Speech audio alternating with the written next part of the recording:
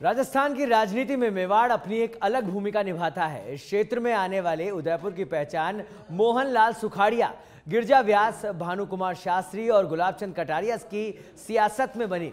उदयपुर में 8 विधानसभा सीटें हैं। इन सीटों का क्या है चुनावी गणित और क्या है यहाँ की सियासी और जातीय मिजाज, जानने के लिए देखिए ये खास रिपोर्ट।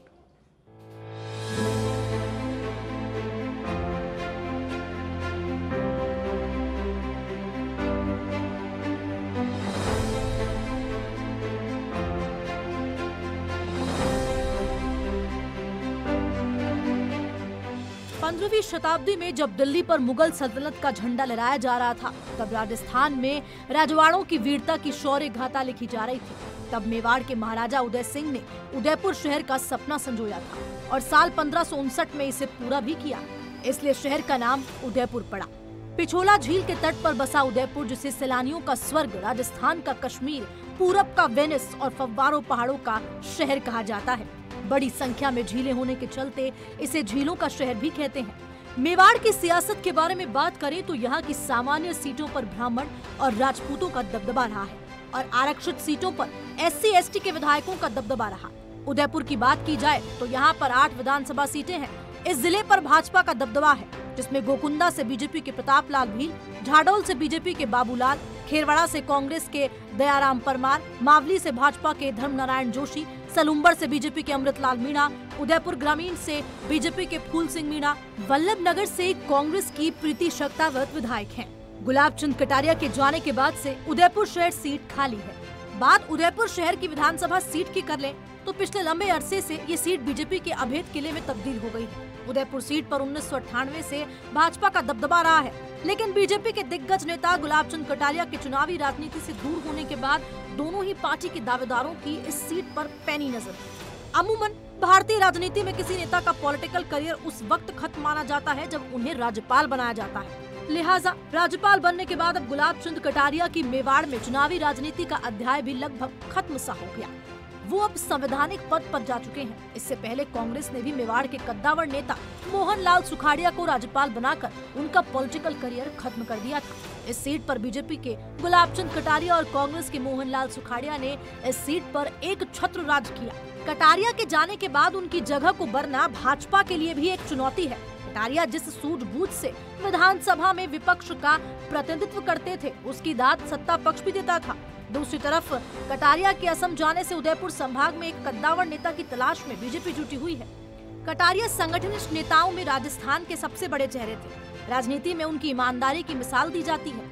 उदयपुर शहर सीट ने ही बीजेपी को मेवाड़ इलाके में इतनी मजबूती दी है कि 1990 के दशक के बाद चुनावी परिणाम अगर देखा जाए तो बीजेपी के शिव किशोर सानड्य यहाँ से जीते और 1993 में भी जीत उनके पास ही रही। 1998 में इस सीट पर कांग्रेस के त्रिलोक पूर्बिया ने जीत हासिल की। इसके बाद 5 साल बाद 2003 में भाजपा के दिग्गज नेता गुलाबचंद कटारिया उदयपुर लौटे और चुनाव लड़कर जीते। यहाँ से लगातार 4 बार चुनाव जीत चुके हैं। 2003 के बाद 2008, 2013 और 2018 में भी गुलाबचंद कटारिया यहाँ से विजयी हुए थे। उदयपुर से विधायक रहते हुए वो 2 बार प्रदेश के गृह मंत्री और 2 बार विधानसभा में नेता प्रतिपक्ष भी रहे। साल 2018 में गुलाबचंद कटारिया ने कांग्रेस की डॉक्टर गिरिजा व्यास को 5200 वोटों से मत देकर जीत दर्ज की थी। 1998 के बाद कांग्रेस का कोई भी उम्मीदवार इस सीट पर अब तक जीत नहीं पाया है। गुलाबचंद कटारिया का तिलिस्म ऐसा है कि केंद्र सरकार में मंत्री रही गिरिजा व्यास को भी उन्होंने पछाड़ दिया था। अब जब गुलाबचंद कटारिया उदयपुर की चुनावी राजनीति से दूर हो गए हैं, तो कांग्रेस की नजर भी इस सीट पर लगी हुई है कि शायद अब कुछ हो सके। इसके लिए कई नेता अब अपनी दावेदारी जता रहे हैं। इनमें पूर्व विधायक त्रिलोक पूर्बिया, दिनेश श्रीमाली और मुख्यमंत्री अशोक गहलोत के करीबी पंकज शर्मा भी शामिल हैं। वहीं बीजेपी की अगर बात करें तो इस सीट के लिए बीजेपी के प्रमुख दावेदार रविंद्र श्रीमाली हैं। वो कटारिया के सबसे नजदीकी और भरोसेमंद शख्स में से एक हैं। उनकी छवि अब तक बेदाग रही है। वो लगातार 2 बार से पार्टी के शहर जिलाध्यक्ष रह चुके हैं। वो नगर परिषद में सभापति और UIT के चेयरपर्सन रहे हैं। श्रीमाली कटारिया के अलावा वसुंधरा राजे, प्रदेश अध्यक्ष CP जोशी और संगठन की गुड बुक में भी शामिल हैं। ऐसे में श्रीमाली को इस सीट का सबसे मजबूत दावेदार माना जा रहा है।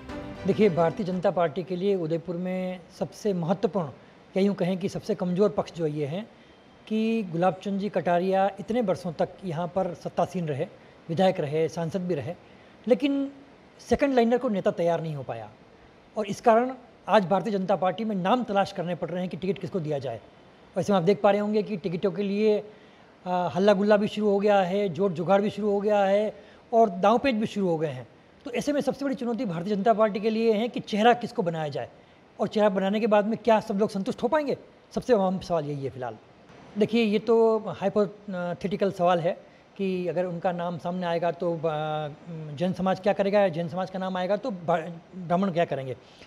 ये सीट जो है जनरल सीट है और आप देखेंगे कि चूँकि गुलाब चंद कटारिया खुद जैन संप्रदाय से आते हैं, जैन समुदाय से आते हैं, जैन समाज से आते हैं, तो ब्राह्मण और जैन 2 वोट उदयपुर की सीट का भविष्य निर्धारण करते हैं।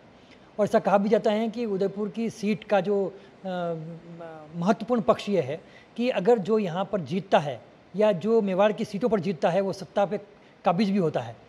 लेकिन ऐसे में ब्राह्मण और राजपूत या जैन 3 संप्रदाय या 3 जातियाँ सबसे महत्वपूर्ण उदयपुर सीट पर दिखाई पड़ती है, जिसमें से जैन और ब्राह्मण सर्वाधिक वोटों वाले कहे जाते हैं। अब ऐसे देखना ये होगा कि अगर जैन समाज का आता है तो ब्राह्मण क्या करेंगे, या ब्राह्मण अगर किसी को टिकट मिलता है तो जैन क्या करेंगे।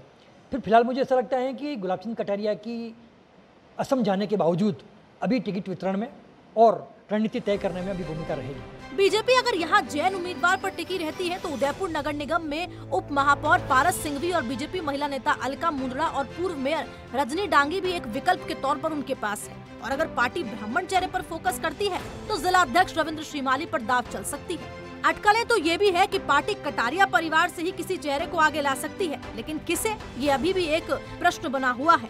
उदयपुर शहर सीट संघ की मजबूत सीट मानी जाती है। यहाँ पर जैन और ब्राह्मण मतदाता सबसे अधिक हैं। यही वजह है इस सीट की हार जीत का निर्णय भी ब्राह्मण और जैन मतदाता ही करते हैं। यहाँ सबसे अधिक जैन मतदाता हैं, उसके बाद ब्राह्मण, ओबीसी वोटर्स भी अच्छी संख्या में इस सीट पर मिलते हैं। कई बार जैन और ब्राह्मण के साथ मुस्लिम मतदाताओं का भी साथ मिल जाता है। यही वजह है भाजपा यहाँ बम्पर जीत दर्ज कराती आई है। जर्नलिस्ट विक्रम के साथ लाल सिंह फौजदार, सच बेधड़क, जयपुर। उदयपुर शहर की सीट के बाद अब बात करते हैं जिले की बाकी विधानसभाओं की, जिसमें सबसे अहम है सलूम्बर, क्योंकि मुख्यमंत्री अशोक गहलोत ने सलूम्बर कॉल नया जिला बनाकर नई सौगात जो दे दी है, जिससे चारों तरफ ये सवाल घूम रहा है कि क्या सीएम गहलोत के इस मास्टर स्ट्रोक का फायदा कांग्रेस को मिल पाएगा या फिर बीजेपी अपना तिलिस्म कायम रख पाएगी।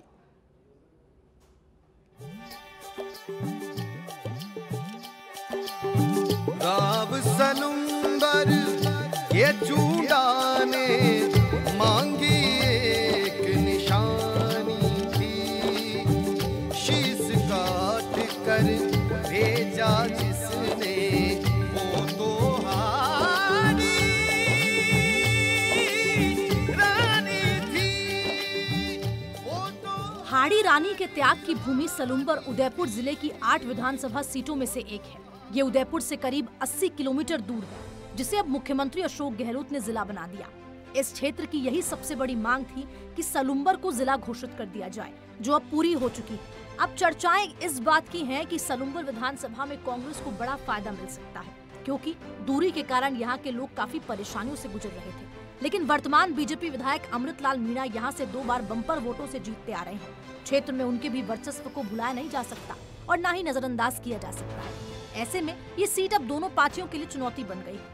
इस विधानसभा के आंकड़ों का 46 साल का इतिहास है कि यहाँ जिस पार्टी का विधायक बना, सरकार भी उसी की बनी। हालांकि ये परिपाटी साल 2018 के चुनाव में टूट गई, क्योंकि यहाँ बीजेपी के उम्मीदवार अमृतलाल मीणा ने जीत हासिल की।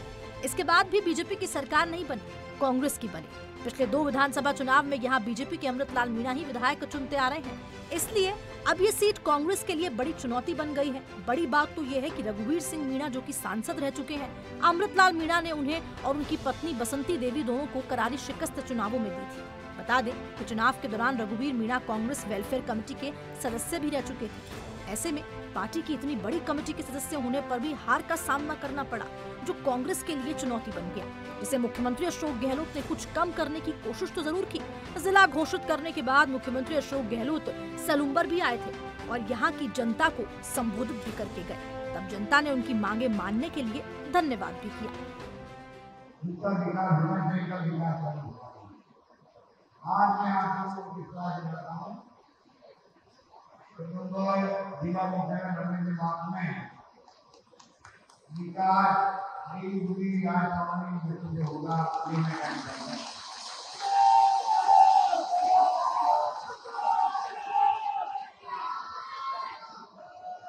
अभी बात जो है नए जीवन तमाम विभाग के अधिकारी होने शुरू हो गए हैं। सियासतवादी लोगों ने दी है 27 नए जीवन इस प्रकार से मैं समझता हूँ कि अब जिला स्तरीय कार्य बनाएंगे, सरकार की योजना भी बेहतर तरीके से आपको पहुँच देगी। जिला में रोजगार सबसे बढ़ेंगे, नौकरियाँ ज़्यादा मिल पाएगी, कैसे बनेगा, स्कूल PhD पंचायत लोगों की जांच जो रहते हैं वो अनुसार होगा। इस रूप में नया जिला में बड़ा है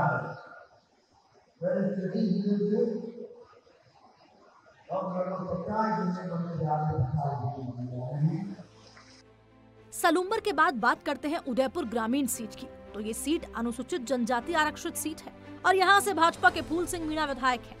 इस ग्रामीण सीट से चुने गए खेमराज कटारा, चुन्नीलाल गरासिया और नंदलाल मीणा भी राज्य सरकारों में मंत्री के पद संभाल चुके हैं। वैसे तो यहाँ पिछले कई सालों से कांग्रेस का राज रहा। उसके बाद एक तरफ राजस्थान में कांग्रेस की सरकार थी तो यहाँ पर बीजेपी के विधायक ने जीत हासिल कर ली। कहने को तो ये ग्रामीण सीट है, लेकिन इसका ज्यादातर हिस्सा शहरी इलाके में आता है। उदयपुर ग्रामीण सीट का सियासी और जातिगत ताना बाना भी समझना बहुत जरूरी है। उदयपुर ग्रामीण सीट पर सबसे ज्यादा वोटर्स आदिवासी समाज से आते हैं। ये कुल वोटर्स में से 55% की हिस्सेदारी रखते हैं, जो उम्मीदवार की हार जीत का फैसला करते हैं। इस विधानसभा में 2,75,000 के करीब मतदाता हैं। इसमें 15% OBC, 15% जनरल, 10% SC मतदाता हैं, तो 5% अन्य समाज से जुड़े वोटर्स हैं। उदयपुर ग्रामीण विधानसभा क्षेत्र की सियासत सलूम्बर विधानसभा क्षेत्र से मिलती जुलती है। यहाँ पिछले 2 बार से लगातार भाजपा का प्रत्याशी जीत दर्ज कराता हुआ आ रहा है। 1977 में परिसीमन के बाद जयपुर ग्रामीण सीट बनी।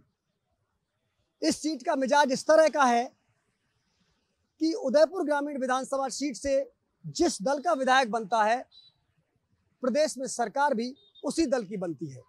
लेकिन 2018 में यह मिथक भी टूट गया। राजस्थान में सरकार तो कांग्रेस की बनी, लेकिन उदयपुर ग्रामीण क्षेत्र से जीत भाजपा के प्रत्याशी फूल सिंह मीणा ने दर्ज की। फूल सिंह मीणा ने कांग्रेस के प्रत्याशी विवेक कटारा को करीब 18,500 वोटों से हरा दिया। उदयपुर ग्रामीण सीट पर कई दावेदार अपनी जोर आजमाइश कर रहे हैं, तो वहीं कांग्रेस में भी कटारा परिवार के कई विरोधी हैं और बदलाव की मांग करते रहते हैं। लेकिन दोनों ही पार्टियों में फिलहाल इन दोनों का कोई मजबूत विकल्प दिखाई नहीं दे रहा। ऐसे में अटकलें हैं कि भाजपा और कांग्रेस अपने इन्हीं उम्मीदवारों पर दाव चल सकती है। बात करते हैं अब वल्लभनगर सीट की, जहां कांग्रेस ने पिछले चुनावों में जीत हासिल की थी। वल्लभनगर विधानसभा सीट जिले की हॉट सीट मानी जाती है, क्योंकि यहाँ त्रिकोणीय मुकाबला होता है। इसमें कांग्रेस बीजेपी के अलावा जनता सेना भी दम रखती है। ये पार्टी बीजेपी के बागी रणधीर सिंह भिंडर ने बनाई थी। वल्लभनगर के पूर्व कांग्रेस विधायक गजेंद्र शक्तावत के निधन के बाद ये सीट खाली हो गई, जिस पर 2021 में उपचुनाव हुआ।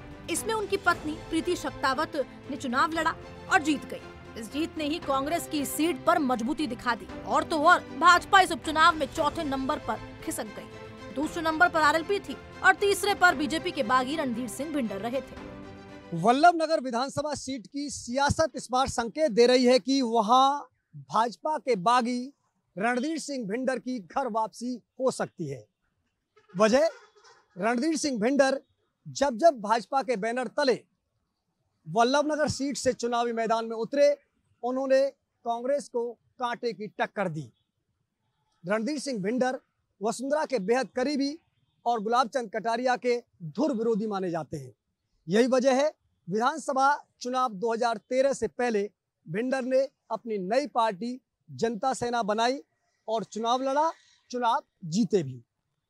इन बीते सालों में लगातार रणधीर सिंह भिंडर की भाजपा में वापसी की कोशिशें हुई, लेकिन कटारिया के धुर विरोधी होने के कारण यह संभव नहीं हो सका।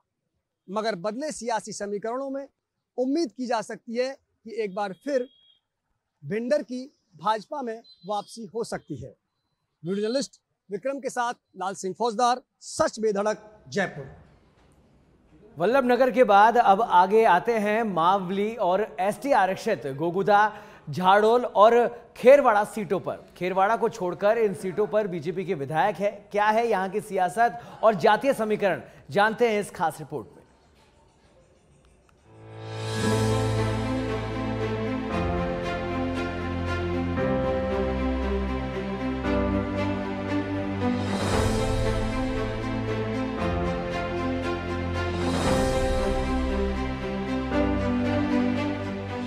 राजस्थान का उदयपुर जिला मध्यकालीन मेवाड़ साम्राज्य की राजधानी हुआ करता था, जिसका नए राजस्थान की राजनीति में भी हमेशा अहम रोल रहता है। आदिवासी बहुल्य उदयपुर जिले की विधानसभा सीटों में गोकुंदा भी शामिल है। गोकुंदा में महाराणा प्रताप ने राजधानी बनाई थी। चित्तौड़गढ़ के बाद उस जमाने में गोकुंदा रियासत का दूसरा स्थान था। बता दें कि गोकुंदा सीट एसटी आरक्षित है। बीते चुनावों पर नजर डाली जाए तो 2018 के चुनाव में गोकुंदा से बीजेपी के प्रताप लाल भील ने जीत दर्ज की थी। उन्होंने कांग्रेस के प्रत्याशी और पूर्व मंत्री मांगीलाल गरासिया को हराया था। तीसरे नंबर पर सीपीआई के लहरा भील रहे थे। 2013 के चुनाव में भी प्रताप लाल भील ने बीजेपी से चुनाव लड़ा था और तब गोकुंदा से 3 बार के विधायक रहे मांगीलाल गरासिया को शिकस्त दी थी। साल 2008 के चुनाव में कांग्रेस के मांगीलाल गरासिया तीसरी बार चुने गए। मांगीलाल ने भाजपा के हंसाराम गरासिया को हराया था। गोकुंदा विधानसभा की जनसंख्या 3,55,978 है। वहीं कुल आबादी का 94.96% हिस्सा ग्रामीण और 5.4% हिस्सा शहरी है। यहाँ अनुसूचित जनजाति 55% 5-6% है, जबकि अनुसूचित जाति 6.37% है। मौजूदा वक्त की अगर बात करें तो बीजेपी के प्रताप भील ही वहाँ के मजबूत दावेदार बने हुए हैं। 2 बार से वो कांग्रेस के कद्दावर नेता मांगीलाल गरासिया को शिकस्त देते आ रहे हैं। ऐसे में बीजेपी इस बार के चुनाव का टिकट उनको ही थमा सकती है। बात करें मावली की तो यहाँ पर चुनाव बीजेपी वर्सेस कांग्रेस रहा है। यहाँ कभी बीजेपी तो कभी कांग्रेस का राज रहा, लेकिन पिछले 10 साल से यहाँ बीजेपी है। अभी मौजूदा विधायक बीजेपी के धर्मनारायण जोशी हैं। वो पिछली बार रिकॉर्ड तोड़ वोट से जीते थे। वहीं इसके सामने कांग्रेस के दिग्गज नेता पुष्कर लाल डांगी थे। वो 2 बार चुनाव हार चुके हैं और अभी प्रधान है। इस सीट पर अब तक 6 बार कांग्रेस और 5 बार बीजेपी की जीत हो चुकी है, जिसमें 5 बार कांग्रेस के ब्राह्मण उम्मीदवारों को जीत हासिल हुई। 3 बार जैन, 1 बार राजपूत और 1 बार ओबीसी उम्मीदवार ने जीत का स्वाद चखा। 2008 में पहली बार कांग्रेस के ओबीसी उम्मीदवार पुष्कर डांगी को जीत मिली थी। बता दें कि इस सीट पर डांगी, पटेल और गुर्जर समाज का वर्चस्व देखा गया है, लेकिन ब्राह्मणों और राजपूतों का भी सीट पर अच्छा खासा दबदबा है। मावली सीट पर अगर देखा जाए तो उम्मीदवारों को रिपीट नहीं किया गया है, लेकिन धर्मनारायण जोशी की मजबूती को देखते हुए बीजेपी इस बार उन्हें ही उम्मीदवार बना सकती है, तो वहीं कांग्रेस डांगी या गुर्जर वर्ग से प्रत्याशी को उतार सकती है। बात अब खेरवाड़ा की कर लेते हैं, जो आदिवासी बहुल्य सीट है और उदयपुर की एकमात्र सीट जहां पर कांग्रेस का विधायक है। यहाँ पर पूर्व मंत्री दयाराम परमार इस सीट से 6ठी बार प्रतिनिधित्व कर रहे हैं। उन्होंने बीजेपी के नानालाल को हराया था। तीसरे नंबर पर बीजेपी के प्रवीण परमार रहे थे। इससे पहले अगर बात की जाए तो 2013 में बीजेपी ने कांग्रेस को हराया था, तो 2008 में कांग्रेस के दयाराम परमार ने भाजपा के विधायक नानालाल आहारी को हराया। यहाँ का 94.71% हिस्सा ग्रामीण और 5.29% के हिस्सा शहरी है। खेरवाड़ सीट की कुल आबादी की 77.21% आबादी अनुसूचित जनजाति और 3.8% आबादी अनुसूचित जाति है। एक तरह से ये सीट कांग्रेस की पारंपरिक सीट मानी जाती है, जिसका कांग्रेस के बड़े नेता और पूर्व मंत्री डॉक्टर दयाराम परमार 5 बार प्रतिनिधित्व कर चुके हैं और 2018 में 6ठी बार विधायक बने थे। इस बार कांग्रेस इस सीट से अपने इसी मजबूत सियासी खिलाड़ी को खड़ा कर सकती है। तो वहीं चर्चा ये भी है, इस बार भाजपा नानालाल की जगह किसी दूसरे एसटी वर्ग के चेहरे को टिकट थमा सकती है। बीजेपी का सियासत यहाँ कमजोर होने की एक बड़ी वजह यहाँ की 3 मांगे हैं, और वो है पानी, जिला और सड़क। खेरवाड़ा कस्बे को जिला बनाने की मांग लंबे समय से स्थानीय निवासी कर रहे हैं। ऐसे में इस मुद्दे को लेकर भी स्थानीय निवासियों में भारी नाराजगी है। इसके साथ ही यहाँ दूसरा सबसे बड़ा मुद्दा पानी का है। लंबे समय से स्थानीय निवासी पानी की समस्या के समाधान के लिए प्रशासन और सरकार से गुहार लगा रहे हैं। इसके साथ तीसरा मुद्दा खैरवाड़ा कस्बे से गुजर रहे NH 8 पर एलिवेटेड रोड बनाने का है, लेकिन अभी तक तीनों समस्याओं पर कोई भी ध्यान नहीं दिया गया है। मेवाड़ की राजनीति में अहम भूमिका रखने वाले उदयपुर की सियासत इस चुनाव में किस करवट बैठेगी? क्या बीजेपी के दबदबे वाले इस जिले में कांग्रेस अपनी जमीन बना पाएगी, या फिर कटारिया का सटीक विकल्प तलाश कर भाजपा अपने इस अभेद किले को बचा पाएगी? ये सवाल बने रहेंगे चुनाव के परिणाम आने तक। ब्यूरो रिपोर्ट, सच बेधड़ा। तो इस खास पेशकश सियासत गढ़ में फिलहाल के लिए इतना ही। देश और दुनिया की तमाम खबरों के लिए आप देखते रहिए सच बेधड़क। नमस्कार।